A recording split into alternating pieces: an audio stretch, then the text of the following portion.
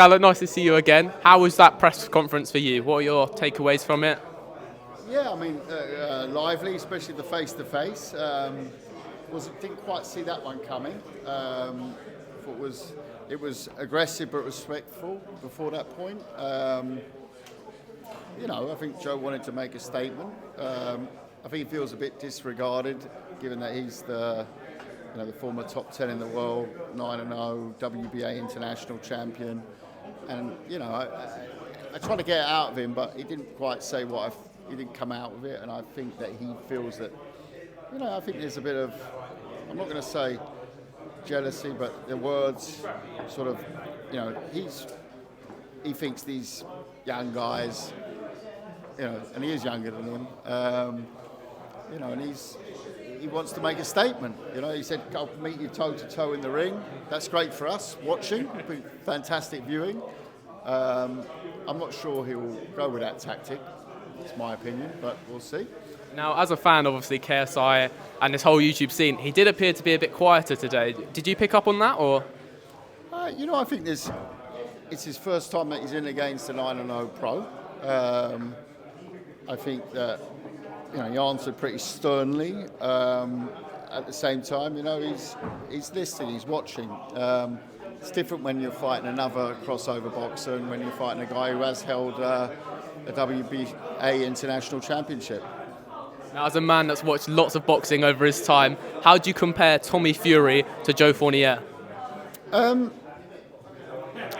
their records, quite similar. Different styles of boxing. Tommy Fury works off a great jab. Is a developing fighter as well, a lot younger.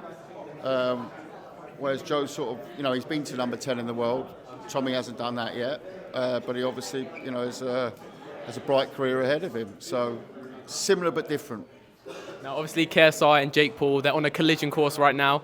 But if Joe Fournier beats KSI, could we see Joe Fournier, Jake Paul on Misfits? It's Misfits, anything possible, but I'm KSI's man. I talk victory. We're getting a big win on May 13. Well, thank you very much for your time, KSI's man. Kalle Sauerland, thank you very much. Now, Kalle, could you reveal a little bit of that chat that was going on between KSI and Joe in that face-off? Yeah, it was about size. JJ said, a bit smaller than I remembered, but you had heels on last time. No, it was a back and forth. It was banter, and I think that the push was premeditated. I think he wanted to do that today. I think he wanted to make him feel like he's taking this very seriously. At the end of the day, he seems to have settled very well in life, Joe Fournier. He's not really got a reason to come back to the ring. He achieved the top 10 ranking, he achieved the WBA International Championship, so why come back? It's not a money thing, so it's like he's there, he wants to show the young lion that Daddy Lion's here and he's here to make a statement. I think that push was a little bit about that. I think it was premeditated. I don't think it came out of the banter. The banter was harmless. It was back and forth, and I've heard that said before on at face to face. It was quite amusing. I think you'll probably pick up a chuckle of mine, but I didn't see the push coming. But I think it was premeditated. I think he knew that before those eyes separated, he was gonna give him a dig. And sometimes you fighters are told in the first round, you can have a quiet first round, but make him feel your power in that first round. It's very often in pro fights, and I think there was a bit of that in there. Just give him a shove, let him feel that physical strength. Because usually KSI is the aggressor when it comes to press conferences, pushes, things like that. But with this fight, he's got a different attitude now. If that could have changed after that push, we'll find out. What I would say is, it's the first time he's been in against this level of opposition. It's a different sort of, he doesn't come from the crossover world. He's got a different degree of respect. Now, whether that respect is still there after that push, we're going to have some other media events before the big fight week, and we'll find out. Do you sense any sort of nerves from KSI? Because usually he speaks in absolutes. I will knock you out. But this time he's posted saying, if I beat Joe. Yeah, once again, I think it was certainly not nerves. The man don't have nerves.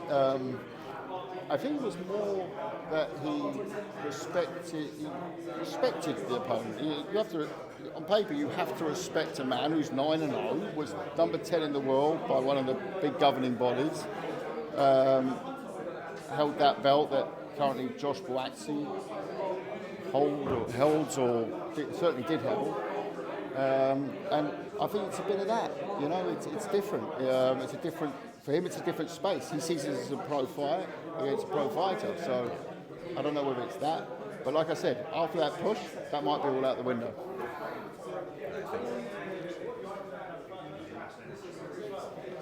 As you talk sports here, so at the Misfits 007 press conference, the first thing I want to ask you, Kalle, is do you think that KSI taking on Joe Fournier is the toughest challenge that anybody in this influencer scene is taking on? I think it's up there with Jake's Tommy Fury fight. Similar records.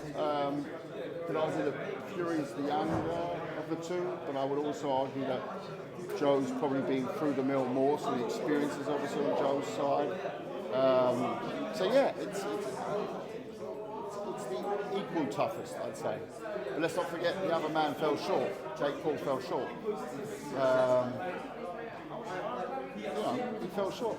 And the question now is whether KSI can not fall short and cement what would be the first ever real crossover win against a legitimate pro. And you've not really heard about any other fights that are going to be on the undercard. Can you tease any names that possibly could be on there? Sauerland, we've heard Michael Buffer wants that. You're going to see all the big Misfits names. That's what I will tell you today. You're going to see all the big Misfits names. You're going to see Deji potentially, Swarms potentially. There's some really good names, but I'm not going to say we're going to drip feed it, but we're going to come out with that separately to today. Today was about the main event, and you can expect on May 13th an absolutely stacked card. In fact, it's so stacked that we're trying to work out how we can fit it all in. Thank you. I'll speak to you. Firstly, I wanted to ask you with regards to David Haye. Obviously, he's been fighting with Joe Fournier, and obviously he's seen KSI's progress in Misfits. Boxers of his caliber. Could we see, because Mams has said about pro division in Misfits, could this be a fit for David Haye if it be of interest to him for him to come into that fold in that way? Good question. I think David Haye-esque fighters, I don't think David wants to box again.